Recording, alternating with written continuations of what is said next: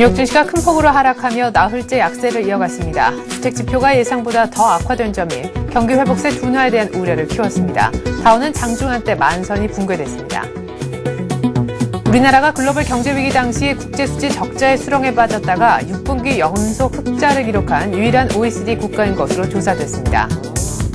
대외 경제의 불확실성으로 소비 심리가 다소 위축된 가운데 물가 상승에 대한 소비자들의 우려가 갈수록 커지면서 소비자 물가 상승 전망치가 25개월 만에 최고치를 나타냈습니다.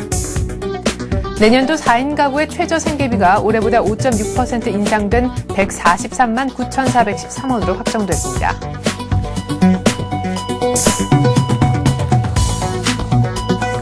안녕하십니까. 출발선 증시의 최리나입니다. 어제 코스피가 1760선 겨우겨우 사수했습니다. 지금 계속해서 사흘째 뒷걸음질만 치고 있는 코스피인데요.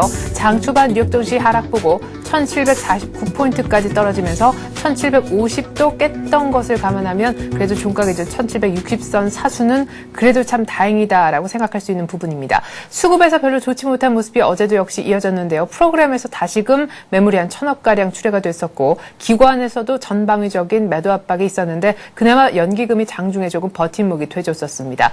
자, 외국인들은 장 막판 매수로 좀 돌아서는 모습이었지만 이미 일본의 니케이가 9,000선이 붕괴가 된 시점에서 간밤에 뉴욕도 다우가 장중에 만선이 깨졌습니다. 외국인들이 오늘 얼마나 또한 팔지 설마 사줄까요? 그 외국인들의 정말 플레이가 오늘 중요한 하루라고 할 수 있겠는데 참고로 1730선 정도가 지금 61선이 위치하고 있는 자리입니다. 어제 끝난 양시장 마감지수 다시 한번 확인해보죠. 네, 코스피는 또 약속이나 한 듯 그 전일과 마찬가지 폭으로 빠졌습니다. 7포인트 추가적으로 하락해 1760에 겨우겨우 턱걸이했는데 코스닥 역시 기관과 외국인의 동반 매도 속에서 사흘째 코스피와 나란하게 보폭을 맞추고 있습니다. 어제도 또 추가적으로 또 빠지면서 475포인트 정도에서 마무리가 됐습니다. 원달러 환율이 어제 급등했었죠. 역시 경기 우려, 안전자산 선호 현상 때문이었는데요. 어제도 9원 이상이 오르면서 좀 어렵지 않을까 생각했었던 1190원 선을 쉽게 뚫어내는 모습이었습니다. 아시아 증시로 한번 가보죠. 일본 니케이가 어제 장 중에 9,000선이 장 초반부터 무너져 우려를 좀 키웠다가 회복하는 듯 했으나 결국에 9,000선 밑에서 마감이 되는 모습이었었는데요. 정말 엔고 때문에 악소리가 나는 니케이입니다. 그리고 중국은 그나마 오후 들어서 조금 반등을 했는데요. 역시 정부 규제 완화 기대감이 조금은 버팀목이 됐었던 재료였던 것으로 보입니다. 대만의 가권지수는 좀 조용하게 끝이 됐습니다. 뉴욕장 한번 분위기 보죠. 네, 기존의 주택 판매가 15년에 이렇게 부진한 적이 없었다라는 발표 때문에 뉴욕장이 크게 빠졌습니다. 다우가 만선을 이탈했던 조짐도 보였었다가 그나마 좀 다시 들어왔다 재차 빠지는 그런 국면이 장중에 이어졌었는데 결국 1040포인트 정도로 만선 살짝 위쪽 정도에 머물러 있습니다. 일단 분위기가 좋지 않은 가운데 다우의 만선 이탈이라는 소식까지 들려왔습니다. 오늘 우리 장 많이 좀 걱정이 되실 텐데요. 지금부터는 이 같은 마감 지수를 바탕으로 해서 전략을 한번 세워보겠습니다.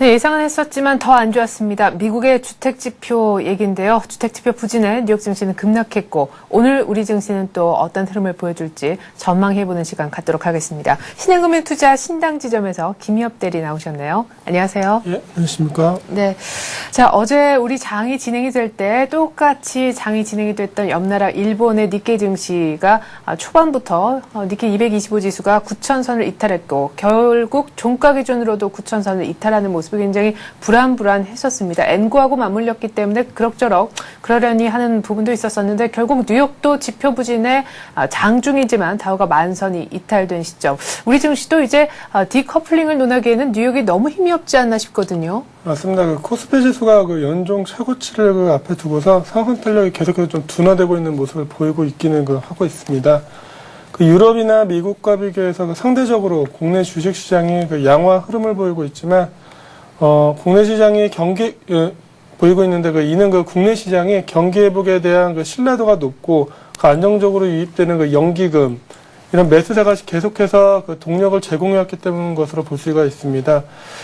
이렇듯 우리 시장이 좋아 보이긴 하지만은 그렇다고 그 우리 시장만이 지속적으로 외부와 차별적인 상승세를 지속하기에는 좀 좀 어려움이 있는 것 같습니다. 이미 코스피의 가격 부담감이 크고 종목별 체감지수 차이가 좀 커지고 있습니다. 아무래도 주요국들의 경기 모멘텀이 위축되는 것으로 나오고 있는 상황이고 실적 시즌도 좀 끝나 있는 상황이라 정부의 거래 활성화 방침이 좀 기대되고 있는 건설주나 아니면 그 업황회복에 따라 상승하고 있는 화학주, 2차 전지 정도만이 그 시장에서 아웃퍼폼하고 있는 상황이고 나머지는 다른 종목들은 이렇게 좋지 못한 모습을 보고 있습니다. 네. 향후에도 세계 경기 회복에 대한 자신감이 없는 상황에서 그 업종이나 종목을 구분 않고 그렇게 매수하기보다는 재료가 확실해 보이는 몇몇 업종으로 그 매수가 그 몰릴 가능성이 있습니다. 네. 따라서 그 확실한 업황 회복이 기대되거나 그 재료 보유 종목군으로 접근을 하셔야 되고 단순히 그 저가 메리트 이런 쪽으로만 접근하시면은 투자에 좀 어려움을 겪으실 것 같습니다. 네, 그래요. 자, 업황이나 재료가 확실한데 그렇게 들어가야지 지금 싸다 해서 반등 노리고 지금 들어갈 그런 어떤 분위기 자체가 아니다 이렇게 얘기를 하셨습니다. 자, 그럼 이제 수급 얘기를 좀 간단히 해보겠는데 어제 장중에 낙폭이 좀 심해졌었을 때 좀 우군이었다라고 꼽아볼 수 있는 세력은 연기금이 아닌가 싶습니다. 최근 들어서 연기금이 굉장히 큰 우리 지수의 방어 역할을 좀 수급적인 측면에서 해줬었는데 연기금도 사실은 어떤 자선군이 아닌 이상 앞으로 더 강력하게 사주기는 좀 어려울 수도 있다라는 전망도 있더라고요. 맞습니다. 그 지난 12일 그 미국 FOMC 그 급락장 이후에 그 2천억 원에 달하는 순매수를 기록하면서 그 증시의 그 안전판 역할을 그 연기금이 했었습니다. 네. 하지만 그 연기금은 펀드와 달라서 그 지속적으로 현금이 유입되는 그 특성은 있습니다. 다만 그 절대 수익을 추구한다는 특성상 단기 고점이라는 인식이 강해지면은 매수를 확 멈추는 또 그런 특성이 있습니다.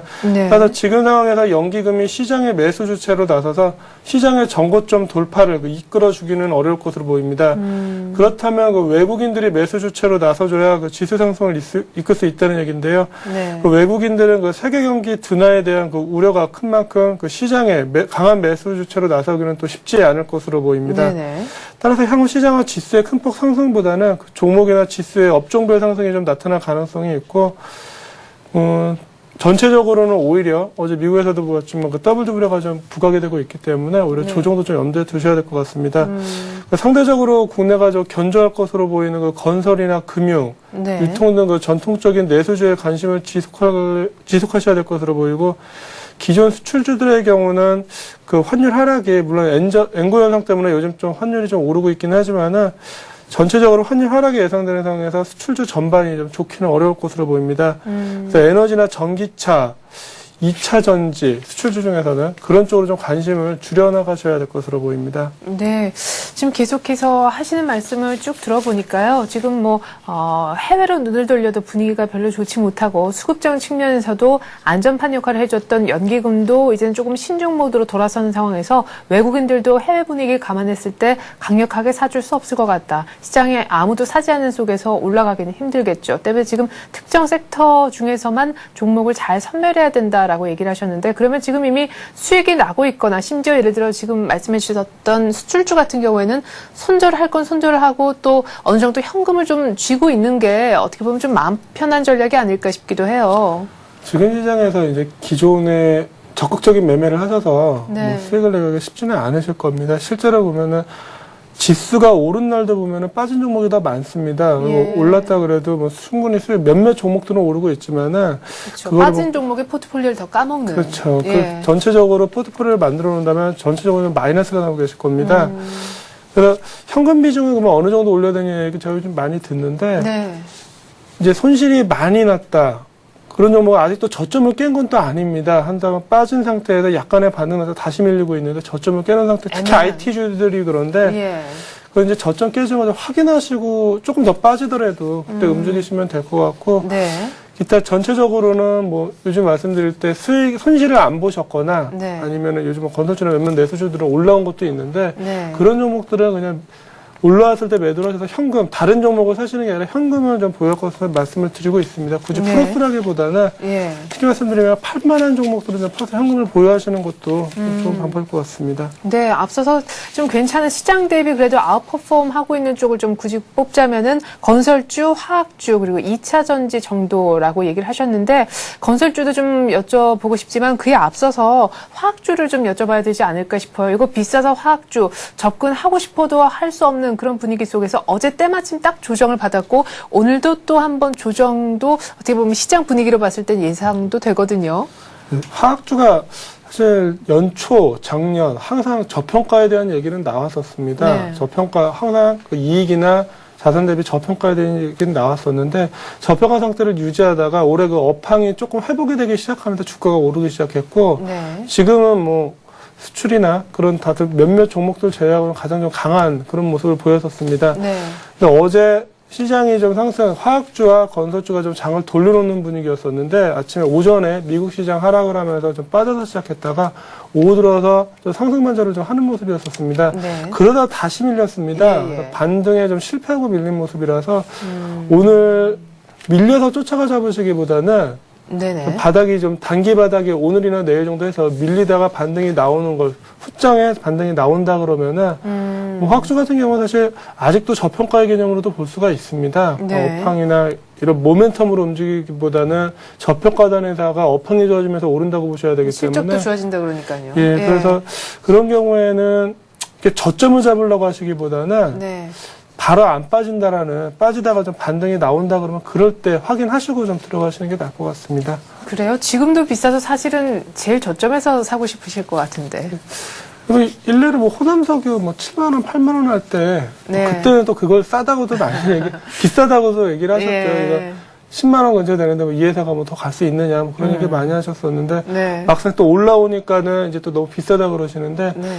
조정을 받고 만약에 그 반등만 나온다 그러면 다시 한번 사볼 만한 그런 가격대입니다. 뭐 화학주에 대해서 길게 말씀드린다 그러면 또 해드릴 얘기는 있는데 예. 뭐 가능성은 있는 섹터라고 보시면 될 것 같습니다. 예. 자, 그럼 우리 김희엽 대리님의 거의 전문 섹터라고 볼 수 있는, 왜냐하면 사실 움직이기 전서부터 남들이 안 된다 할 때부터 말씀을 해 오셨었거든요. 이제는 진짜 가는 것 같아요, 건설주가. 뭐 빼줘와서 말씀드리긴 했는데 예. 원래 저번 달에 만약에 그 거래 활성화 방안이 바로 나왔다 그러면은 네, 미뤄지지 않고. 예, 그랬으면 조금 먼저 움직였다가 조정 잠깐 받고 어떻게 보면 한번 좀 지금 같은 장이라 그러면은 시장에 좀 주도주로도 한번 나올 수 있지 않았을까 좀 그런 네. 생각은 듭니다. 한 달 미뤄졌고 조정을 약간 받았다가 최근에 또 장이 안 좋은 상황에서 뭐 대림산업 같은 경우는 최근에 한 20% 이상 올라오고 네. 있는데 이런 종목들이 지금 이제 제가 이제 말씀을 많이 드렸기 사놓으신 분들이 언제 팔아야 되냐고 말씀을 많이 하시더라고요. 예. 기본적으로는 일단 발표되는 시점, 거래 활성화 방안이 발표가 되거나 아니면은 발표가 임박했을 때 그 내용이 사실 거의 공개가 되고 있습니다. 지금 네, PPI 그렇죠. 규제라던가 어디 숨겨놨다가 피는 게 아니기 때문에 거의 다 공개가 되고 있기 때문에 발표할 때 오히려. 네, 발표할 때 일단 차익 매물이 나올 가능성이 많습니다. 오히려 이렇게 공개가 다 됐다 그러면은 네. 발표하는 시점보다가 하루 정도 전에 정확히 언제라고 아직 나오지가 않고 있는데 그렇죠. 하루 정도 전에 뭐 제가 생각할 때는 그 발표 날짜가 발표될 때 그때 정도가 되지 않을까 싶은데 그때 이제 단기 차익 매물이 좀 나올 수 있을 것 같습니다. 네. 다만 이번에 그 단기 차익 매물이 나오면 건설주를 이게 고점이다 이런 관점보다는 네. 차익 매물이 나오고 나서 그 정부의 방향이 어차피 중요한 거기 때문에 건설 경기 살리려고 그런다 그러면은 그 차익 매물 나오고 나서 더 갈 수도. 추가적인 안은 뭐 계속 나올 수 있는 거기 때문에 건설주에 대한 관심을 좀 지속적으로 한번 가져보셔도 될 것 같습니다. 네, 그래도 일단 이때쯤 정부의 종합적인 부동산 대책이 나옵니다라고 발표될 때 일단은 한번 수익 실현을 조금 하는 그 추후에는 방향 보면서 조금 더 부동산 거래 전체를 활성화시키는 쪽으로 풍성하게 대책이 나와준다라면은 추격 매수도 한번 조정받은 다음엔 또 가능하겠다 이렇게 보시는 것 같습니다. 자, 그래요. IT에 대해서도 저희가 얘기를 들어봤었고 건설 화학에 대한 의견도 좀 간단하게나마 함께 했었는데 이렇게 불확실한 장에서 그러면 볼만한 종목이 어떤 쪽이라고 생각하시는지 사실은 건설주 얘기는 또 많이 들었었고 뭐 화학 IT 얘기도 들었었기 때문에 뭐 내수주 얘기를 하시니까요. 내수하면 많지 않습니까? 조금 다른 쪽 얘기도 종목으로 들려주시면 좋을 것 같아요. 예, 요즘 뭐 저희한테 종목 많이 문의를 하시는데 사실 뭐 기존에 저 같은 경우는 이제 건설주 같은 거 사고 계신 분은 뭐 네. 파는 시점 보고 있으니까 상관없는데 이제 그거 제외하고 다른 거를 많이 문의를 하시면 사실 말씀드리기가 그렇게 쉽지가 않은 상황입니다. 네. 뭐 내수주라 그래도 뭐 유통주들도 생각보다 지금 움직이지 못하고 있고 지주회사요. 예, 뭐 그 정도는 또 괜찮겠죠. 근데 네. 말씀을 드리기가 몇몇 좀 많이 올라와 있는 거 제외하고는 오히려 시장이 빠지고 있어서 쉽지 않은 상황입니다. 근데 현재 경기도나 우려감 이런 게 팽배해져 있고 지수 조정 가능성도 좀 배제할 수 없는 상황입니다. 네. 당연히 그 경기 방어주에 좀 관심을 가져야 될 것 같고 뭐 좀 그런 상황인 것 같습니다. 그 작년에 리베이트 약가 연동제가 시작된 한 8월 정도에 있었는데 이렇게 감소하고 그 8월 이후에 그 감소세가 그 실적 감소세가 지속되고 있기는 하지만 그 제약사들 경우에 그 국내 상위 업체의 경우 악조건 속에서도 좋은 실적을 좀 보이는 회사들이 있습니다. 유한양이나 종근당, 동아제약 등은 그 저평가가 부각되면서 최근에 상승세를 좀 유지를 하고 있습니다. 제약주 전반적으로는 아직까지는 업황 회복을 기다려야 하는 시점입니다. 그리고 9월이 다가오면서 하지만 그 9월이 다가오면서 또다시 신종플루 관심이 좀 얘기가 나오고 있고 그래서 오늘은 그 국내 유일의 백신 제조업체인 녹십자 한번 말씀을 드려보겠습니다. 네, 오늘은 또 재밌게 이제 의학 쪽으로 가십니다. 일단 순환매가 한두 번 정도 도는 것 같더니 어제는 또 뭐 증권사 리포트도 좋은 게 나오면서 뒤이어서 한미약품하고 동아제약하고도 치고 나왔었는데 오늘은 녹십자 얘기 들려주신다고요. 아무래도 제약주들도 좀 내수주의 범위 내에서 좀 봐야 됩니다. 그래서 동아제약도 그렇고 한미약품도 그렇고 어제 몇몇 제약사들 같은 경우는 올랐는데 지금 내수주들도 사실 그렇게 딱히 아주 좋다 이렇게 또 얘기는 할 수가 없는 상황입니다. 그래서 어차피 지금 9월이 다가왔고 오늘 비가 오면서 약간 쌀쌀해졌는데 이러면 또 감기가 좀 나올 겁니다. 녹시에 잠깐 말씀을 드리겠습니다. 그 2009년 이전에 그 백신 원액을 거의 수입해서 쓰던 시절에는 그 동사의 백신 부문 수익성이 전사 이하의 수준의 모습을 보였었습니다.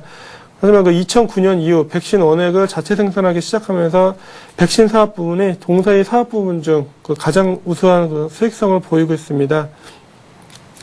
또 2010년에 생산되는 그 계절 독감 백신은 신종플루 예방 효과를 지니기 때문에 그 인도나 태국, 뉴질랜드 등에서 그 외국에서 신종플루 재유행에 대한 그 우려가 그 증폭되는 상황에서 그 백신 수요가 예년보다 좀 견조할 전망입니다. 백신의 가격은 수요 공급에 의해서 결정되기 때문에 올해 백신 가격은 역사적 고점 부근에서 좀 형성될 것으로 보입니다. 네. 자, 국내에서 유일하게 백신을 자체적으로 생산할 수 있는 녹십자. 그런데 이 백신의 수요가 늘면서 수요 공급에 따라 가격이 많이 좌우되는 백신 가격도 사상 최고치로 올라갈 것 같다. 이렇게 실적 기대감에 대한 재료를 얘기를 해주셨는데 녹십자가 잘 가다가 신고가 내고 한번 좀 눌리는 그런 자리네요. 예, 지금 차트 보면서 말씀을 드리겠습니다. 최근 뭐 또 신종플루 얘기도 나오고 백신 얘기가 나오면서 최근 한번 좀 올랐었습니다. 최근에 장 조정법가면 한 15만 원대에서 왔다 갔다 하고 있는데 뭐 저평가의 개념으로 볼 수는 없을 것 같습니다.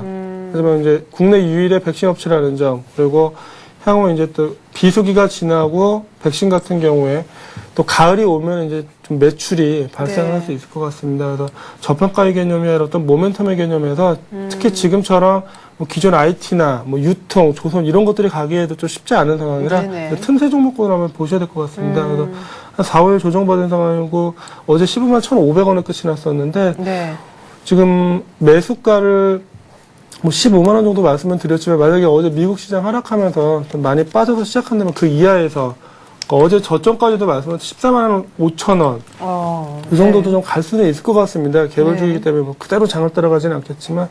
좀 밀릴 때 사신다 그러면은 목표가는 1차적으로 한 16만 5천 원 정도 잡았습니다. 증권사 최근에 나온 리포트에 뭐 17만 원, 18만 원까지도 나와 있는데. 우선 한 10% 정도 지금 뭐 장이 그렇게 아주 좋은 게 아니기 때문에 예, 16만 5천 원 잡고. 손절가는 그 기존 요 작은 박스권 벗어나는 한 14만 원.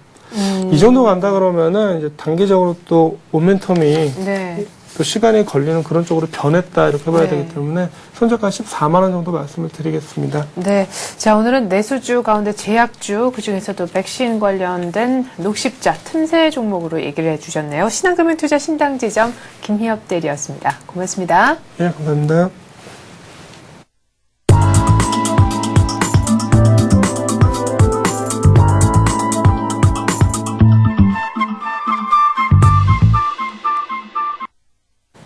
네, 지금부터는 특정 뉴스를 바탕으로 해서 그 뉴스에 따라 수혜를 받을 수 있는 종목들 미리 한번 알아보는 시간입니다. 뉴스로 보는 투자의 맥, 오늘은 대우증권 은평지점에서 박종혁 과장 나오셨습니다. 안녕하세요. 예, 안녕하십니까. 먼저 지난주에 얘기하셨던 종목 점검부터 좀 들어볼까요? 예, 지난주에 삼성전자 상승 펀드가 조성됨으로써 수혜받는 업체에 대해서 좀 알아봤는데요.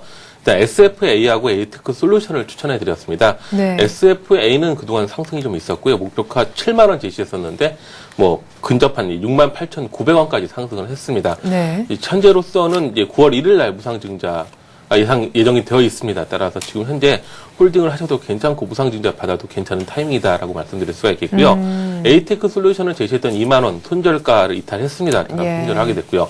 그전에 말씀드렸듯이 그 SFA는 단기적으로 접근을 하고 에이테크는 좀 더 장기적으로 보자라고 말씀을 네. 드렸었는데 에이테크도 장기적인 측면에서는 고려해봐도 괜찮은 종목이라고 생각이 듭니다. 일단 바닥이 다지는 것을 이제 확인하고 재매수 들어가시는 게 나을 것이라고 생각이 듭니다. 네. 자, 그럼 SFA는 일단 목표가 7만 원 얼마 남지 않았으니까 조금 더 기다려보시면 될 것 같고요. 에이텍 솔루션은 일단은 손절을 하고 나중에 한번 재매수 타이밍을 기다려보셔야 될 것 같습니다. 그리고 한 종목 더 LS도 얘기를 하셨었잖아요. 예, 중국 초고압 전력망 네. 관련해서 LS 말씀드렸습니다. 다른 전력망 관련주들은 하락을 했는데도 불구하고 네네. LS는 이제 지주회사 테마로서 이 상승을 보였었는데요. 목표가 11만 8천 원을 제시했었고요. 고가는 11만 6,500원, 1,500원 모자른 가격을 찍었습니다. 기관이 어제까지 15일 연속 순매수를 보여주고 있고요. 어저께 좀 음봉이 났습니다만은 네. 좀 더 기다리셔도 괜찮을 것 같습니다. 네, 그래요. 역시 LS도 목표가에 지금 근접하고 있는 그런 상황입니다. LS하고 SFA는 조금만 더 기다려보시면 1차 목표가 일단은 도달할 것 같습니다. 고지가 멀지 않았네요. 자, 그러면 오늘 새롭게 다룬 뉴스 어떤 건지 궁금합니다. 예, 요번에 뉴스로 아몰레드가 품귀 현상을 빚고 있다라는 내용이 나왔습니다. 네. 그 능동형 유기 발광 다이오드, 그 아몰레드 디스플레이 공급 부족 사태로 삼성전자가 스마트폰 갤럭시 S의 공급 물량을 늘리지 못해 애를 태우고 있다고 합니다. 23일 삼성전자 및 부품 업계에 따르면 삼성전자는 안드로이드 폰 갤럭시 S의 8월 생산량을 당초 계획했던 160만 대에서 120만 대로 한 25%가량 줄이기로 하고 이를 주요 부품 업체에 통보한 것으로 확인이 되고 있습니다. 네. 이 아몰레드 디스플레이는 삼성전자뿐만 아니라 HTC, 모토로라 그리고 펜텍까지 그 사용 디스플레이로 채택이 되고 있는데요. 이같이 아몰레드 디스플레이 공급이 수요를 쫓아가지 못하자 그 펜텍과 HTC 상은은 차기 모델 디스플레이를 아몰레드에서 그 LCD 디스플레이로 전환할 것까지 검토 중이라고 합니다. 네. 전 세계 아몰레드 공급량은 올 2분기에 884만 개로 전년 동기에 비해서 한 73% 증가했다고 합니다.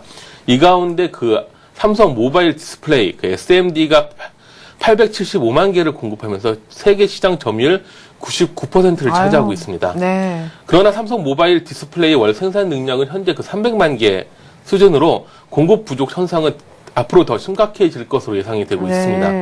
이렇게 되면 그 삼성 모바일 디스플레이 SMD에 대한 관심이 높아지겠는데요. 네. 그 SMD는 그 비상장 기업으로 삼성전자하고 삼성 SDI가 각각 50%씩 지분을 갖고 있습니다. 네. 최근 그 IT의 조정 속에서도 그 삼성 SDI가 견고한 이유가 바로 여기 있지 않나라고 생각이 듭니다. 네. 그 아몰레드 품귀 현상이 발생이 되면서 네. 그 아몰레드 그 장비업체나 재료업체에 대한 관심이 높아지고 있는데요. 네. 그 아몰레드 장비업체로는 그 아까 말씀드렸던 SFA 네. 그리고 SNU, AP 시스템 등이 있고 아몰레드 재료업체로는 제일모직, 덕산하이메탈, 그리고 LG화학 등이 있어 최근 주가의 움직임을 잘 설명해주고 있습니다. 네. 자, 아몰레드, 전 세계 아몰레드 공급을 우리 삼성 모바일 디스플레이라는 비상장 회사가 지금 하고 있는데, 이 비상장 회사 삼성 모바일 디스플레이 SMD의 그 월 지금 생산 능력이 굉장히 떨어져서 일단 수요는 굉장히 많은데 공급이 달리고 있는 때문에 아몰레드 품귀 현상을 빚고 있다라는 뉴스 들고 나오셨습니다. 크게는 아몰레드 장비업체 쪽이 있고 재료업체 쪽이 있고 이렇게 두 그룹핑을 한번 해주셨는데 어떤 쪽, 솔직히 제 마음 같아서는 하나씩 좀 종목을 들어봤으면 좋겠어요. 예, 그 아몰레드 장비업체부터 말씀을 드리겠습니다. 네. 재료업체부터 말씀을 드리겠습니다. 우리 보통 재료업체들은 우리가 다 알다시피 그 LG화학이나 제일모직 그 큰 기업들이 차지를 하고 네. 있는데요. 이 틈새에서 덕산하이메탈이라는 종목이 있습니다. 이 덕산하이메탈은 그 최근에 그 재료에 대한 품귀 현상이 빌어지면서 최근에 각광을 받고 있는데요. 네. 최근 한 7일 동안 외국인이 연속 매수를 하면서 100만 주 이상 쓸어 담은 종목이기도 합니다. 네. 그 삼성 모바일 디스플레이가 그 5.5세대 양산 시기를 당초 계획했던 그 내년 7월에서 내년 5월로 앞당기고 그 캐파도 아까 말씀드렸던 300만 대에서 좀 더 상향 조정하는 것으로 알려져 있습니다. 네. 따라서 이 삼성 모바일 디스플레이를 최대 고객사로 하고 있는 그 덕산 하이메탈 실적이 상당히 큰 폭으로 증가할 것으로 전망이 되고 있습니다. 네, 그래요. 지금 코스닥 쪽에 매일매일 순매수 상위 1위 체크해보면요. 거의 다 뭐 매수해주는 규모가, 물론 이제 집계라니까 랭크는 쭉 나옵니다만은 덕산 하이메탈이 나름대로 내에서는 참 독보적이다는 생각이 들었는데 외국인들이 매집하고 있는 덕산 하이메탈, 그렇다면 얼마만큼 지금 주가가 올라와 있는지 한번 차트 볼까요? 예, 차트를 잠깐 보시겠습니다. 예. 덕산 하이메탈 같은 경우는 전고점, 보통 3봉을 만들고 빠진 상태에서 다시 한번 120에서 찍고 올라오고 있는데요. 네. 최근에 그 외국인의 연속 매수와 함께 상승세가 좋습니다. 일단 전고점 21,850원을 뚫을 것이라고 예상이 되고 있는데요. 네. 이는 아까 말씀드렸듯이 아몰레드에 대한 그 풍기 현상으로 인해서 실적이나 모든 것이 다 증가할 수밖에 없다는 그런 전제 조건 하에서입니다. 네. 그 매수가는 시초가를 제시하겠고요. 오늘 같은 경우에 이 미국 증시가 조정을 받으면서 아침에 이제 하락 출발할 것으로 예상이 되는데요. 네. 덕산 하이메탈도 하락 마이너스 가격에서 매수할 수 있지 않을까라고 생각을 해봅니다. 어쨌든 매수가는 시초가로 제시를 하고요. 목표가는 아까 말씀드렸던 전고점 21,850원을 돌파한 22,000원. 손절가는 전 저점이 갭 상승하기 이전 가격이 19,300원을 제시해드리겠습니다. 네. 근데 시장의 분위기가 너무 황당하게 안 좋아져서 지금 말씀해 주셨던 손절가까지는 아니더라도 오히려 목표가 쪽보다는 손절가 쪽으로 점점점 개파락 출발한 다음에 그쪽으로 계속 음봉이 진행되면 그때 좀 고민될 것 같은데. 예, 고민이 좀 되겠습니다. 하지만 최근에 외국인들이 매수를 하고 있는 그 바탕을 생각해 보신다면은 아무래도 대기 매수세도 시장에 존재하고 있다라고 생각을 해볼 수가 있겠고요. 네. 물론 목표가가 손절가 이상 내려갈 수가 있습니다만은 바닥 다지는 것을 다시 확인한다면은 재매수해도 괜찮습니다. 올해뿐만 아니라 2011년까지 아까 말씀드렸듯이 네. SMD가 캐파를 300만 대에서 500만 대 이상으로 상향 조정할 것으로 예상이 되고 있기 때문에 네. 어쨌거나 실적이 상당히 좋아질 것으로 예상이 됩니다. 예, 실적이란 가장 큰 펀더멘털이 뒷받침되고 있고 무엇보다 외국인들이 전 종목을 다 파는 것은 아니죠. 계속해서 사고 있는 그런 종목이라는 점 명심을 좀 하셨으면 좋겠습니다. 덕산 하이메탈 저희가 살펴봤고요. 아몰레드 재료 쪽을 이제 봤으니까 장비 쪽으로 한번 가볼까요? 장비 쪽은 아까 지난주에 추천했던 SFA가 가장 큰 장비 업체이고요. 네. 그 후발주자로 AP 시스템이라는 종목이 있습니다. AP 시스템은 올해 들어서 그 아몰레드 장비 수주액이 한 400억을 넘어서고 있다고 발표를 했는데요. 그 삼성 모바일 디스플레이가 그 충남 탕정에 2012년까지 약 2조 5천억을 들여서 차세대 아몰레드 제조 라인을 건설한다고 발표를 했습니다. 따라서 이 장비가 필요한 상황이고요. 네. 이미 2010년 6월과 7월 각각 286억 그리고 198억 상당의 아몰레드 장비를 삼성 모바일 디스플레이로부터 공급받은 바가 계약을 체결한 바가 있습니다. 네. 따라서 추가적인 수주를 예상해 보겠습니다. 예. 자, 그런데 AP 시스템 하면 우리가 우주항공 테마 할 때도 이렇게 AP 시스템을 얘기하곤 하는데 아무래도 덕산 하이메탈만큼 수급이라든가 거래량이라든가 뭔가 좀 다를 것 같습니다. 예, 그 수급이나 사실 그렇게 좋은 상황은 아닙니다. 외국인이나 기관 쪽에서 매수가 들어오지는 않고 있는데요. 일단 차트를 보시면 바닥을 찍었다는 것을 확인할 수가 있겠습니다. 네. 201선에서 깨지 않고 6,000원을 바닥으로 해서 올라오는 모습을 볼 수 있는데요. 최근에 올라오는 모습은 아까 말씀드렸던 그 아몰레드에 대한 관심이 높아지고 있다. 시장 내에서. 네. 그것을 이제 반영하고 있는 것으로 보여집니다. 어저께 양봉이 길게 세우면서 이 21선을 돌파를 했는데요. 네. 이러한 모습은 추가적인 상승이 또 예상이 돼 보이고요. 네. 또 전고점이나 직전 고점까지도 좀 가격차가 있기 때문에 아무래도 투자 매력은 좀 더 있을 것이라고 봐집니다. 네, 그럼 전고점 정도는 한 8,000원 정도 밑까지는 보시는 거예요? 예, 목표가는 8,000원, 7,800원 정도 예상을 하고 있습니다. 네. 예, 매수가는 마찬가지로 시초가를 제시를 하고요. 예. 손절가는 저점이 깨지는 6,000원 제시하겠습니다. 네. 자, 이렇게 해서 아몰레드 품귀 현상이 빚어지고 있는 그런 가운데 지금 아몰레드 재료업체에서는 덕산 하이메탈을 저희가 한번 봤고 장비 쪽에서는 AP 시스템을 얘기를 한번 들어봤습니다. 각각의 이유는 살짝 다르지만 아무튼 추가 상승이 기대된다 이렇게 보시는 것 같습니다. 두 번째 뉴스 한번 들어보죠. 예, 두 번째 뉴스는 철강 가격이 다시 꿈틀거리고 있다는 뉴스입니다. 고철도 원자재 값이 급등을 하고 있어서 네. 4분기 가격 인상이 예고된다는 내용인데요. 그 올해 초 급격이 상승하다 최근 조정기에 접어들었던 철강 가격이 다시 꿈틀거리고 있다고 합니다. 23일 업계에 따르면 최근 제강사들은 철, 스크랩 등 원자재 가격이 크게 오르면서 철근, 형광 등 봉연강류의 가격 조정에 나서고 있는 모습이라고 합니다. 철강석 가격도 최근 두 달 사이에 20% 이상 오르면서 네. 그 전반적인 그 철강 제품 가격도 상승이 불가피할 전망입니다.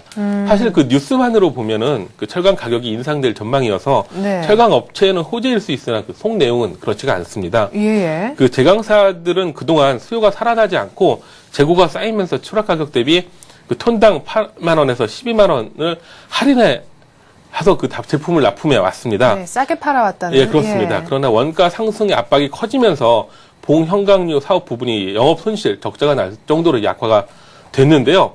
또 최근에 그 부동산 가격 급락과 함께 여름철 비 오는 날이 지속되면서 건설 업황이 부진을 면치 못하자 3분기 실적에 대한 우려의 목소리가 높아지고 있습니다. 네. 현대제철의 경우는 이미 9월 수출 가격을 톤당 40에서 50달러 인상하기로 그 결정한 바가 있지만 위와 같은 이유로, 그러니까 그 실적에 대해서 적자가 누적된다는 그런 이유로 골드만삭스에서 마진 악화를 우려하는 매도 의견까지 나왔습니다. 네. 그 3분기가 지나면 뉴스 제목처럼 철강 가격 인상으로 마진을 회복할 수 있겠지만 네. 일단 지금으로서는 3분기 실적 악화가 우려가 되고 실적 부진을 좀 불식시키는 그런 뉴스가 나올 때까지는 좀 더 신중한 접근이 필요할 것이라고 생각이 듭니다. 네, 그러니까 뭐 결론은 이거네요. 철강 가격 다시 꿈틀, 4분기 가격 인상 예고, 이것만 보고, 이제 철강이 괜찮나 보다 하고 지금 뛰어드시면 안 되고, 3분기 실적 악화 우려가 있으니까, 일단은 3분기까지는 조금 보수적으로 접근하시다가, 이제 철강 쪽에 정말로 실적에 대한 호우 전망이 3분기 이후에 나오면, 그때쯤 좀 접근하자, 이런 말씀이시네요. 예, 그렇습니다. 예, 알겠습니다. 이렇게 해서 두 번째 뉴스를 통해서 저희가 또 철강 섹터에 대해서 접근하는 그런 자세를 또 어느 정도 감지를 할 수가 있었네요. 이렇게 해서 오늘 뉴스로 보는 투자의 맥은요, 대우증권 은평지점 박종혁 과장과 함께 해봤습니다. 말씀 잘 들었습니다. 예, 감사합니다.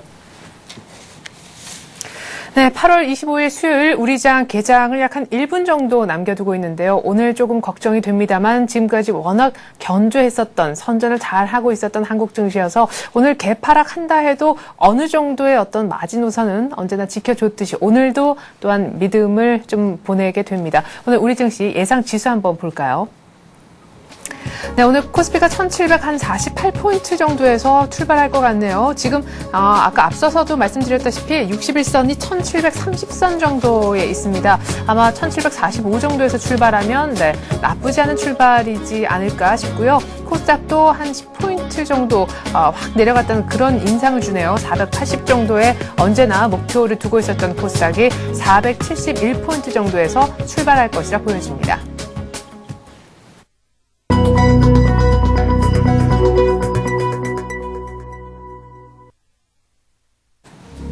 네, 8월 25일 수요일 우리장 이제 막 열렸습니다. 코스피가 한 1745포인트 정도의 출발이 예상됐었고 코스닥은 한 470선 정도.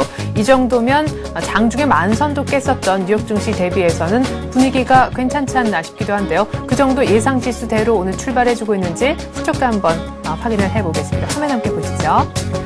네, 코스피가 1746포인트, 어제 종가 대비해서 한 15포인트 정도 빠진 한 1%가량 내린 지점에서 출발하고 있습니다. 개파락이긴 하지만 이 정도 하락폭은 조금 선전하고 있다는 느낌을 주고 있습니다. 상대적으로 유럽이 많이 거꾸러진 것에 비해서 말이죠. 코스닥도 한 4포인트 정도 떨어져서 470은 사수하면서 출발하는 모습인데요. 시총 한 30일 정도까지 저희가 모아놨는데 한국전력과 신세계 정도에만 빨간불이 들어올 뿐 전 종목에 다 파란불을 켜고 있습니다. 포스코가 1% 정도 내리막길을 조금 급하게 타는 모습, 현대차도 반등 하루 만에 다시금 꺾이는 모습, 모비스도 역시 마찬가지입니다. 1% 가까이 재차 하락을 하고 있습니다. 어제 4% 무슨 연유인지 모르겠지만 아주 큰 폭으로 많이 밀렸었던 현대중공업이 오늘 1.5%로 추가적인 하락을 조금 급하게 이틀 연속 이루어내는 모습입니다. 삼성전자도 일단 78만 원은 깨져 있고요. LG화학도 어제 조정에서 오늘도 좀 조정을 추가적으로 더 받고 있습니다. 화학주들이 이참에 좀 시원하게 쉬었다 가지 않을까 한 생각도 듭니다. 삼성생명도 오늘 한 1.4%가량 내리면서 출발하는 모습이고요. KB금융도 역시 건설주 살아나면서 은행주도 덩달아 조금 좋아지지 않겠느냐 이런 리포트가 나왔음에도 불구하고 오늘 일단 장이 별로 좋지 못해서 1% 정도 이제는 더 내려가면 안 될 것 같은 KB금융도 추가로 일단 더 밀립니다. 지주에서 LG도요. 어제 외국인들이 LG자 들어간 거 거의 다 팔았더라고요. 오늘 역시 LG, LG전자, LG디스플레이 모두 다 약한 가운데 LG전자의 하락폭이 더 큽니다. 지주에서 LG는 또 많이 올랐기 때문에 일단 차익 실현 매물이 이참에 좀 나오는 듯 싶고요. LG전자는 3분기 역시 스마트폰에 대한 실적 부진 악화가 다시금 재차 발목을 잡으면서 10만 원이 오늘 아침 결국에는 깨지고 마네요. 하이닉스도 어제 2% 이상 반등했었지만 오늘 다시 1% 정도 어제 선전했지만 오늘 시장 대비해서 같이 따라 내려가는 모습이고요. 기아차도 역시 현대차, 모비스와 마찬가지로 내리고 있습니다. SK에너지도 1% 이상 조정받으면서 이제 13만 원과 점점 멀어지는 추세에 있고 KT도 일단 오늘은 하락하고 있습니다. 롯데쇼핑과 대조적으로 신세계는 매수가 들어오고 있는데요. 신세계는 역시 실적에 대한 기대감 또 경기방어주, 내수주라는 점도 부각이 좀 되는 것 같죠. 우리금융도 1.5% 추가로 밀리고 삼성전기도 어제 좀 반등하는 듯 싶었는데요. 삼성전기, 삼성 SDI는 조금 안타깝습니다. 삼성전기는 다시 1.5%, 6% 밀리면서 12만 원대 초반 3, 4천 원까지 왔고요. 삼성 SDI가 그나마 어제 기관이 좀 강하게 사줬는데 0.3% 정도만 밀리면서 삼성 SDI는 조정이 굉장히 얕다 하는 생각이 듭니다. 현대제철이 좀 걱정이죠. 포스코도 오늘 1% 내리는데 현대제철도 한 1.5% 추가로 밀리면서 10만 3천 원 또 조금 밑으로 라인에 다시금 걸쳐지게 됐습니다. 현재 코스피가 1745포인트고요. 코스닥도 470은 안겠습니다. 어제 6% 이상 급락했던 다음이 오늘도 반등은 못하고 있습니다. 네, 이 시각 출발 상황 분석 전문가 눈을 빌려서 들어보는 시간 갖도록 하겠습니다. 현대증권 투자컨설팅센터의 류영석 차장 불러보겠습니다. 안녕하세요, 차장님. 네, 안녕하십니까. 네, 뉴욕에 다시 더블딥 우려가 제기되지 않았나 싶습니다. 기존 주택 판매 예상을 하긴 했었는데 예상보다 한 2배 정도 안 좋았었어요. 네네. 예, 미국 증시가 4일 연속 하락을 했습니다. 그래서 다우지수도 이제는 만선을 재위협하는 국면까지 좀 진입한 것 같고요. 네. 예상은 좀 했었지만 미국 주택시장의 침체에 대한 우려는 점점 더 커졌다는 점이 미국 증시의 하락과 함께 유럽 그리고 오늘 아시아 증시 전반의 하락으로 이어지고 있습니다. 미국의 7월달 기존 주택 판매 예상은 대체적으로 46만 건 정도였는데요. 실제는 전월보다 27% 정도 감소한 38만 건 정도에 그쳤습니다. 최근에 주택 경기에 대한 부진이 더블딥으로 이어질 거라는 경고음이 있는 가운데 기존 주택 판매 이런 부진들이 오히려 미국 증시의 더블딥 우려를 좀 확증하는 그런 우려로 작용했기 때문에 어제 증시에서는 증시뿐만 아니라 상품 시장 그리고 국채 시장은 강세였고요. 또 엔화가 85엔대에서 84엔대로 진입하는 강세를 보였습니다. 최근 3일간 조정을 보였던 국내 증시 실질적으로 조정폭은 크지 않았지만 오늘은 좀 조정폭이 확대되면서 1차적으로 한 1% 정도 하락하면서 출발하고 있고요. 전 업종에 걸쳐서 하락세가 이어지는 모습입니다. 그래요. 자, 일단 외국인 보니까 역시 외국인들도 오늘 아침에 사주면 정말 조금 오히려 이상하겠죠. 외국인들도 일단은 팔면서 시작을 하고 역시나 무슨 공식처럼 일단 이 정도에서 빠지면 또 1750 밑에서는 개인들이 조금 사주는 그런 분위기가 진행이 되고 있는데 결국에는 뭐 박스권이 이어질 것 같은 그런 생각 속에 여전히 급락에 따른 걱정까지는 안 해도 되는 건지요. 예, 일단 이번 주 저희들이 보기에는 더블딥 우려에 대한 지표들이 계속 이어지긴 합니다. 어제 발표된 기존 주택 판매에 의해서 아마 주말에는 GDP 2분기 예비치가 발표되는데요. 1.2% 정도 상승이라면은 성장률이라면 저번에 발표됐던 2.4 대비해서 큰 폭으로 좀 하향 조정되는 분위기고요. 그래서 그 부분까지는 지수 하락이 좀 불가피하지 않나 이렇게 보고는 있습니다. 다만 이제 같은 날 연준 의장의 연설이 예정돼 있어서요. 그에 대한 추가적인 어떤 대응 능력들이 시장에서 좀 검증될 수 있다는 점에서 보면은 어쨌든 이번 주까지는 주 중반까지는 하락세가 불가피하겠지만 주 중반 이후에 반등을 좀 모색하지 않을까 이렇게 좀 보고 있습니다. 따라서 단기적으로는 시장에 좀 불리한 과정들이 이어지겠지만 주 중반 이후를 대비한다면 조금 매도보다는 좀 저가 매수에 치중하는 전략이 좀 바람직하지 않나 이렇게 보고 있습니다. 실질적인 더블딥 가능성에 대한 논란은 많긴 하지만 현재로서는 좀 가능성은 낮게 좀 점쳐야 봐야 되지 않나 이렇게 보고 있고요. 특히 우리 증시 같은 경우는 10시 반 이후에 전개되는 중국 증시 흐름이 괜찮다면 전체적으로 개인이나 기금, 외국인들 매수가 좀 견조하지 않을까 이렇게 예상도 해봅니다. 다만 이제 시장 대응에 있어서는 종목별 수급과 실적 모멘텀에 대한 바텀업 접근이 좀 유리하지 않나 이렇게 보고 있습니다. 네. 자, 그러면 일단 주 중반 이후에 오히려 조금 고개를 들 반등을 좀 노리고 좀 종목을 던지기보다 오히려 저가 매수할 그런 것들을 좀 방법을 모색해야 되는 것 아닌가 이런 얘기를 하셨습니다. 더블딥 가능성이 좀 우려는 크지만 실질적으로 현실화될 가능성은 낮게 보고 계시는 것 같은데 중국 경기 선행지수도 이번 주 어둠에 지금 나온다라고 기대를 하고 있는데 경기 선행지수도 좀 도움이 됐으면 좋겠습니다. 자, 그러면 주 중반을 지나 후반쯤에 들어갔을 때는 반등할 수 있다는 대전제하에 어떤 쪽으로 저점 매수를 해볼 만한지요? 예, 어제 시장에서는 좀 그동안 시장의 지수를 좀 이끌어갔던 화학업종하고 지주사 주식들이 좀 조정을 받았는데요. 그러면서 반대적으로 이제 IT하고 자동차가 상승하는 그런 반대적인 움직임이 있었지만 전체적인 것과 하반기 전체를 본다면 여전히 화학업종에 대한 관심이 조금 상대적으로 높지 않나 이렇게 보고 있습니다. 그래서 어제 단기 조정을 보였던 화학업종이 추가적으로 조정을 보인다면 다시 한번 매수할 수 있는 기회가 아닌가 이렇게 보고 있고요. 특히 화학업종 같은 경우 어제 조정을 보였는 가운데 특징적인 것은 기관과 외국인들이 매수하는 시각이 여전히 변하고 있지 않다는 점입니다. 따라서 화학업종이 가지는 여러 가지 특성들을 감안해 봤을 때 여전히 하반기에 추가적으로 상승 여력이 좀 강할 것으로 예상되고 있어서요. 이런 조정 시점에서 화학업종에 대한 관심이 좀 더 필요하지 않나 이렇게 보고 있습니다. 네, 자 그러면 화학 쪽에서 어제 예를 들어서 6%나 이렇게 눌렸었던 한화케미컬 같은 종목이 더 스프링이 위쪽으로 다시 좀 튈 수 있다는 가능성을 열어두었고 그런 종목에 좀 들어가야 좋을지 아니면 어제 그냥 그럭저럭 무난하게 조정을 받은 종목에 들어가야 되는지 어떤 종목 쪽의 분위기를 말씀하시는 건지요?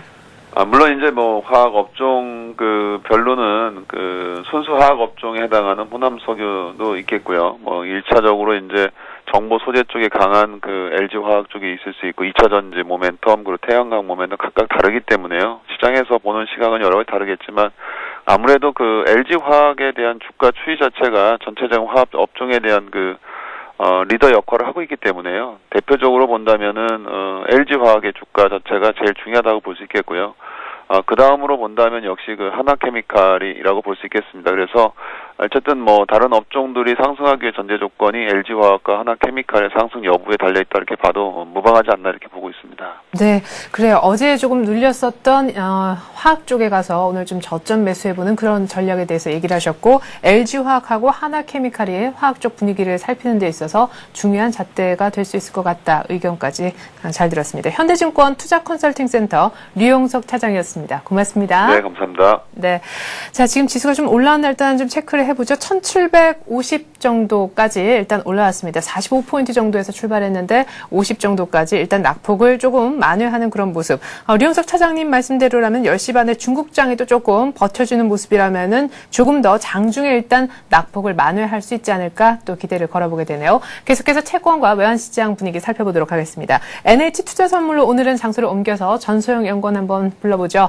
안녕하세요. 네, 안녕하세요. 네, 어제 원달러 환율이 거의 9원 이상 하루 만에 올라서 쉽지 않겠다라고 생각했던 레벨인 1190원을 일단 뚫어버렸습니다. 오늘 요게가 어떻게 분위기가 종료가 되는지 좀 궁금하고요. 아일랜드 신용등급 강등 소식도 추가적으로 들려왔습니다. 오늘 얼마나 뜁니까, 환율이요? 예, 오늘 환율은 지금 5원 10전 상승한 1196원 10전에 시작을 하고 있습니다.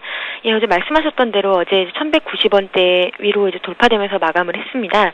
이거는 한 달여 만에 지금 최고 종가를 기록한 건데요. 일단 이제 며칠째 계속 지속되고 있는 안전자산 선호 분위기가 이어지고 있고, 이런 거에 따른 이제 아시아 통화가 전반적으로 약세를 보임에 따라서 달러원 환율도 지속적인 상승 압력을 받고 있는 상황입니다. 거기다가 이제 역에도 어제 같은 경우는 좀 매수에 많이 나섰고, 1190원대 이상에서는 이제 내고 물량이 좀 나오긴 했지만, 이전처럼 내고 물량이 강하지 않아서 환율의 상승폭을 좀 줄이기에는 무리가 있었습니다. 네, 그렇군요. 자, 일단 벌써 90원대 중반까지 넘어선 상황이었는데, 이건 좀 어렵겠다 했던 레벨인 1190원도 이렇게 쉽게 뚫는데, 1200원은 과연 어떨지 궁금합니다. 1200원 뚫릴 가능성 위쪽으로 말이죠. 역시 열어둬야 되는 겁니까? 예, 일단은 이제 계속 언급했던 기술적으로 저항선 상단이었던 1190원대 초반이 열리면서 방향성은 좀 정해졌다고 보셔야겠습니다.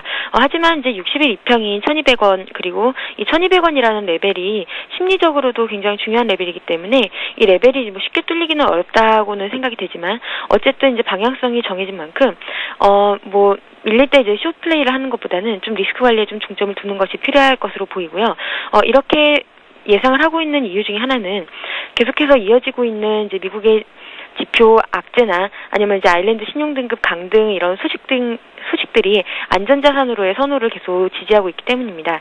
어제 같은 경우는 이제 달러엔이 85엔을 하회하면서 안전자산 선호 분위기가 좀 고조되는 양상이었습니다. 그래서 어제 장중에 뉴욕 거래에서 이제 83.57엔까지 이제 급락을 했는데요. 일단 달러엔 같은 경우는 이제 80엔 타겟까지 좀 보셔야 될 것으로 예상이 되고요. 이런 거에 따라서 이제 N1 크로스환율이 이제 심리적 저항으로 여겼던 1,400원 상단이 열리면서 추가 상승이 가능해졌고, 이런 거에 따라서 달러원 이제 매수에 더해서 크로스환을 매수로 인한 달러원 상승 압력이 좀 더 불가피해질 전망입니다. 네, 이미 기술적으로도 위쪽으로 많이 좀 열린 시점인 것 같고, 지금 달러엔이 83엔까지도 장중에 진입하는 모습 뉴욕 외환에서 있었는데 80엔까지도 열어둬야 되는 시점이라 아마 원달러 환율은 1,200원까지 일단은 갈 수 있다, 이렇게 마음을 좀 먹으셔야 될 것 같습니다. 자, 채권 시장은 어제 뭐 가격 부담이 있었어도 역시 수급 장세요. 또 다시 강세를 띄웠잖아요. 전일 채권 시장 간단하게 정리해 주시고요. 미국 국채 강세가 역시 계속해서 지속되고 있거든요. 우리도 이래저래 또 뭐 유동성도 풍부한데 더 지속적인 오히려 강세가 있지 않을까 싶습니다. 전망까지 좀 곁들여 주시죠. 예, 일단 어제는 이제 금리 레벨에도 불구하고 은행권에서 이제 환매 물량이 좀 나왔고요. 외국인이 국채 선물 매수로 돌아서면서 3년물은 이제 3.6% 밑으로 내려갔고 국채 선물은 112선 안착에 마감을 했습니다. 그래서 어제 3년물은 이제 3.58%로 마감을 하면서 연저점이 3.57%의 1bp 정도만 남겨놓은 상황이고요. 국채 선물은 어제 13틱 상승한 112.13으로 마감을 했습니다. 그리고 수익률 곡선은 이제 장기물보다는 단기물이 좀 강세를 보이면서 스티프닝 되는 모습이었습니다. 그리고 이제 오늘은 17틱 추가 상승한 112.30에 시작을 하고 있는데요. 일단 이제 3.6%를 하회한 데 따른, 그리고 연저점까지 내려간 데 따른 낮아진 레벨에 따른 이제 적응 기간은 좀 필요해 보이는 시점입니다. 현재 상황을 보시면은 오파 물량이 이제 비드 물량 거의 이제 얼추 비슷해지는 수준까지 이제 가고 있는데요. 사실 이제 며칠 전까지만 해도 매수 전량이 매도 전량의 2배 이상 되는 즉 뭐 이제 대기 매수 물량이 굉장히 많은 상황이었습니다. 하지만 이제 연저점까지 내려가면서 이제 시장도 레벨 부담을 좀 느끼고 있다는 것을 지금 확인을 할 수가 있고요.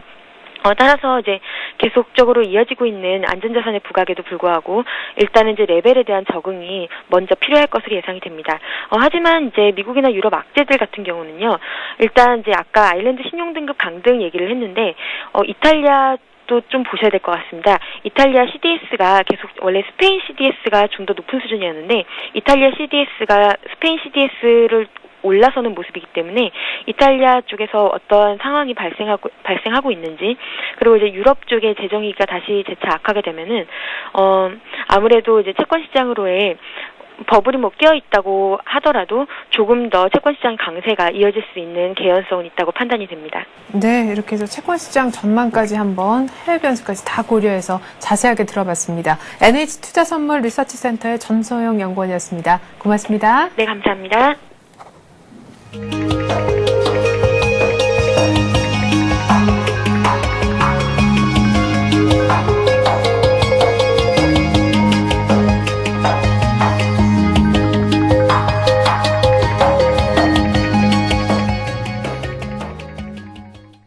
네, 우리 코스피가 미국의 주택지표 실망에 또 다우가 만선을 장중에 이탈했다는 소식에 1750선까지 후퇴가 됐습니다. 하지만 개인들은 1750은 무조건 사수하자 전략이라도 펼치는 것 같은데요. 1745포인트에서 출발했지만 개인들의 매수 때문에 52포인트까지는 일단 올라와 있는 상황입니다. 오늘 같은 날 전략은 어떻게 세워보면 좋을지 오늘은 이트레이드 증권 민상일 팀장과 함께 전략을 세우겠습니다. 안녕하세요. 네, 안녕하세요. 네, 그래도 낙폭이 조금 만회가 되고 있지 않나, 기관으로 좀 들어오는 것도 같은데 오늘 장 후반이나 이번 주 후반 정도에 추가적인 조금 반등을 예상을 해볼 수 있나요?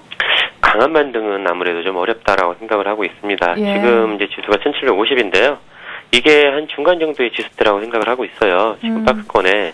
네. 사실 그렇게 움직이기도 했고요. 1700포인트대 사이에서 지금 시장이 움직이고 있는 상황이기 때문에 지금 지수라면 뭐 이제 좀 적극적인 투자자분들 같은 경우에는 저가 매수를 뭐 이 밑으로 내려간다면 생각을 해볼 수도 있겠지만 올라갈 수 있는 범위를 많이 넓히기도 좀 어렵거든요. 네. 뭐 주변 여건이 좋아야 되는데 어젯밤에 나온 것처럼 미국 쪽 시장, 미국 쪽 경기를 바라보는 시각 자체가 그다지 좋기가 좀 어려운 상황이고요. 네. 내부적으로 보더라도 뭐 뚜렷하게 시장을 이끌 만한 요인들은 없는 상황입니다.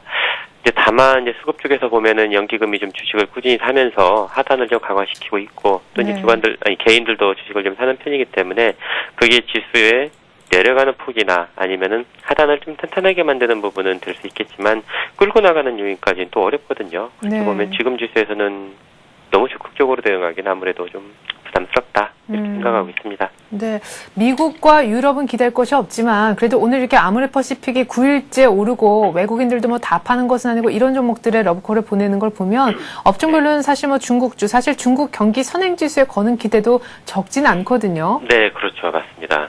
근데 뭐 일단 발표는 좀 된 것 같은데요. 뭐 어쨌든 좀 둔화되는 형태의 모양이 나왔기 때문에 시장이 주는 긍정적인 효과 뭐 이런 것들이 크지는 않다라고 생각을 하고 있습니다. 물론 이미 뭐 선행지수 둔화에 대한 것들은 지금 시점에서 그렇게 크게 문제거리는 아니에요. 이게 의외로 돌아설 수 있어졌다면 시장을 빠르게 끌어당기는 요인이지만 네. 이미 뭐 둔화에 대한 생각들은 좀 다 하고 있는 상황이었고 실질적으로 또 둔화도 되고 있었기 때문에 그렇게 네. 크게 문제가 될 걸로 보고 있지는 않습니다. 언제쯤 돌아설지에 대한 관심 정도가 있을 텐데 이제 그거는 지금 시점보다는 한 3분기 벌써 말이긴 하네요. 3분기 말 네. 4분기 초. 한 4분기 초 정도까지 생각을 해본다면 아직까지 좀 시간은 있죠. 그 사이에서 중국 관련 이제 움직임이 나타날 수는 있겠지만 또 네. 이제 사실 뭐 처음에 질문하셨을 때 말씀하셨던 것처럼 많은 관심을 갖다 보니까 또 많이 오르기도 했어요. 그렇기 때문에 지수 전체적으로 이렇게 좀 상승 탄력이 떨어지는 가운데서 얘들만 또 계속 가긴 또 어려운 부분들도 좀 있습니다. 그런 네. 것들은 감안을 해서 종목별로 접근할 필요가 있다. 이렇게 보고 있습니다. 네, 지금 업종별로 분위기를 보니까요. 다시금 어제는 뭐 무슨 잠깐 어디 다른 세상에 갔다 왔던 것 같고 오늘은 원래 패턴으로 돌아오지 않았나 이런 생각이 듭니다. 오히려 돌아와 보니 어제가 기회였다. 단기적으로 그런 생각이 들 정도로 말이죠. 또 역시 일부 원래 갔었던 종목과 그런 업종들만 좀 가고 있거든요. 앞서 유영석 팀장님께 타장님께서도 저희가 예. 언급을 좀 해주셨었는데 역시 화학에 어제 약간 조정을 받은 그 정도에 들어가서 지금 분할로 매수하는 거, 이 정도 전략이 가능하겠다라는 얘기를 저희가 한번 들어봤었는데 혹은 예. 여기 의견을 같이 하시는지 여쭤보고 싶네요. 글쎄요, 저는 좀 걱정을 시장을 네. 아주 강하게 보고 있지 않다 보니까 네. 그 부분에 대해서 좀 강한 표현을 드리기는 좀 어렵다라고 생각을 네. 하고 있습니다. 네. 어제 이제 미국 증시 같은 경우에 보면은 다 많이 밀렸어요. 그런데 이제 오른 업종을 봤더니 뭐 통신 서비스나 유틸리티 같은 업종이 올랐더라고요, 미국에서. 네네. 이 얘기는 곧 미국 투자가들 같은 경우에 관심은 경기에 민감한 쪽보다는 방어적인 측면으로 포커스가 이동해 있는 상태다라고 봐야 될 것 같고요. 네. 우리 증시가 미국 증시의 영향권 내에서 계속 좀 힘겹게 영향을 받고 있는 상황을 감안한다면 우리 역시 중국 쪽이 주는 모멘텀, 모티브 이런 것들이 많은 영향을 받고 실제 그런 종목들이 좋기도 했지만 네. 앞서 말씀드렸던 것처럼 그쪽 종목들을 위주로 해서 계속 슬림화가 되면서 계속 가기도 쉽지는 않을 걸로 봐요. 그쪽 네. 종목들이 상대적으로 강하고 그쪽 종목들에 대한 관심이 상대적으로 센 부분은 인정을 하겠지만 네. 과연 어느 정도의 의미를 가지고 이 주식이 올라갈 수 있을 것인지라고 보면은 네. 글쎄요. 좀 그래요. 확도는 줄어들 걸로 보고 있습니다. 저는. 그리고 이미 말씀해 주셨듯이 이미 중국 모멘텀을 갖고 좀 많이 네, 우려먹은 많이 그런 올랐어요. 상황이죠. 예. 예. 자, 그러면은 이제는 좀 어려운 얘기일 수도 있겠지만 좀 매도해야 되는 얘기를 좀 오히려 해야 되지 않나 싶습니다. 가장 빨리 지금 조금은 보수적으로 봐야 될 쪽이 어느 쪽입니까? 역시 외국인들이 돌아섰듯이 수출주 쪽을 조금 멀리 해야 되는 시점에 온 건 맞나요? 이게 이제 그 말씀을 하시면은 또 한 가지 같이 봐야 될 부분들이 네. 있습니다.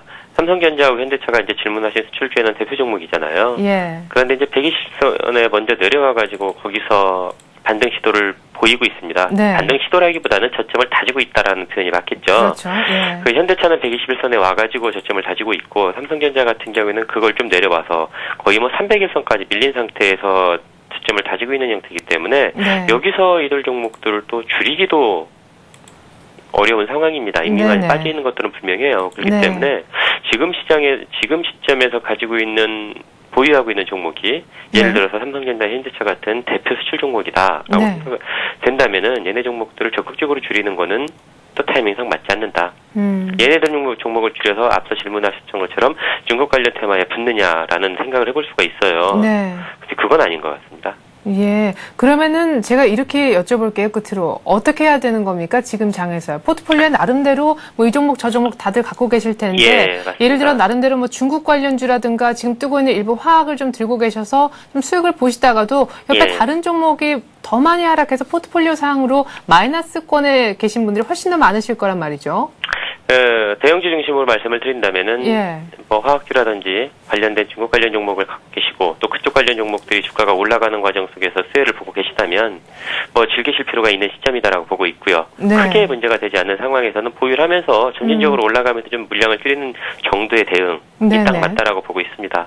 예. 반면에 삼성전자나 현대차 같은 수출주를 갖고 계신 분들이라면 지금 정리하기에는 좀 늦은 부분들이 있다. 지금은 지켜보는 게 맞다라고 생각을 하고 있고요. 네. 또 한 가지 더 말씀드리면은 사실 더 많은 문제는 코스닥 종목을 갖고 계신 분들이 더 고민이 클 거예요. 네. 뭐 대형주들이야 뭐 별 문제 있겠냐라고 생각하고 들고 버티면 되겠지라고 생각할 수도 있지만 네네. 코스닥 시장에 있는 종목들은 사실 최근의 움직임을 보면 거래소와는 달리 너무나 좀 안 좋은 형태의 의향이 나타나고 있습니다. 네, 근데 그쪽도 너무 낙폭이 깊어서 아마 그냥 네. 들고 계실 것 같은데. 맞아요, 맞습니다. 예. 그리고 근데 이제 한 가지 좀 걱정을 하셔야 될 게 그쪽 네. 종목들 같은 경우는 최근에 보면은 기관들 매물을 중심으로 해서 약간 종목별로 네. 급매물들이 좀 나오는 경향들이 최근 들어서 좀 나타나고 있습니다. 네. 그렇기 때문에 종목별로 그런 거 좀 주의를 해야 될 것 같아요. 기관들이 대규모로 보유를 했는데 기관들 진입했던 시점하고 지금하고 가격 차이가 많이 나서 네. 기관 입장에서도 포트폴리오 정리와 관련된 고민거리가 되는 종목들이 최근 들어 좀 나타나는 것 같거든요. 네네. 이런 종목들을 한번 점검을 잘 해보자. 네. 지금은 대형주보다는 오히려 좀 코스닥 시장 종목들에 대해서 좀 더 걱정을 하면서 깊이 있게 지켜볼 필요가 있다. 이렇게 네. 보고 있습니다. 그래요. 기관도 이건 아니다 싶어 자르고 나가는 종목이 있어 보인다라고 얘기를 하셨으니까 내 종목에 갑자기 기관의 급매물이 출회가 된다라고 하면은 그거 수급 좀 잘 지켜보고 계시다가 조금 면밀하게 체크를 하셔야 될 것 같습니다. 그래요. 이렇게 해서 뭐 코스피의 업종별 또 코스닥 쪽까지 전략을 세워봤습니다. 이트레이드증권 민상일 팀장이었습니다. 고맙습니다. 네, 고맙습니다. 네. 자, 지금 지수 다시 한번 끝으로 볼게요. 1749, 다시 1750이 하회가 됐는데 거의 1750 중심의 움직임이다라고 보여집니다. 점점점 어제 다르고 오늘 다르고 점점 제가 그 중심의 어떤 싸움을 갖다가 지수를 점점 낮게 부를 수밖에 없는 그런 상황이 이어지고 있네요. 외국인들이 일단은 어제 이 시점과 비슷하게 일단 매도를 하고 있습니다만 어제 장 막판 들어 다시 매수 우위로 전환이 됐듯이 지금 한 300억 정도 매도 어떻게 될지 모르겠습니다만 오늘 큰 어떤 중국 쪽에서의 모멘텀이 없다면 외국인들이 오늘은 종가 기준으로 매도로 돌아설 가능성이 참 농후한 날인 것 같습니다. 자, 니케이도 오늘 우리와 비슷한 폭으로 일단 하락 출발을 한 상황. 우리도 한 1% 정도 낙폭이 있은 후에 약간 낙폭을 줄이는 시도를 하고 있을 뿐입니다. 개인이 사고 있다가 기관이 약간 살짝 달라붙은 정도인데 업종별로 많이 좀 눌렸던 그런 종목들이 약간 반등을 주는 그 정도의 분위기로만 진행이 되고 있습니다. 오늘 큰 어떤 휘젓는 젓가락이 누가 될까요? 중국이 될까요? 일단 반등을 기대해 봅니다만 낙폭 축소에만이라도 만족을 해야 될 것 같습니다. 저는 잠시 후 마켓앤센 증시로 다시 돌아오겠습니다.